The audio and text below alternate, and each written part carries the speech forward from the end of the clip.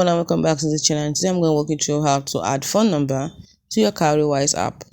First thing you need to do is open up the Cowrywise app, that is launch it, and then you tap on your profile icon at the top left corner.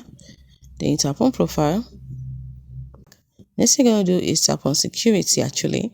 So once you get security, you get access to your verified information like your email address, your BVN. Now as you can see, we have NIN. Then we have phone number, so tap on phone number and then you can input your phone number. If you already have a phone number there, you just simply edit it and tap on OK. Let's say my phone number is blah blah blah blah blah blah blah blah blah, and then you tap on OK. Then you have to enter your Cowrywise PIN. You can also turn on location.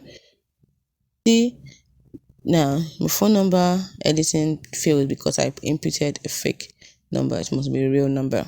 So that's basically what you do. I don't mean a fake number, I mean putting a real number. Hope you found this video helpful.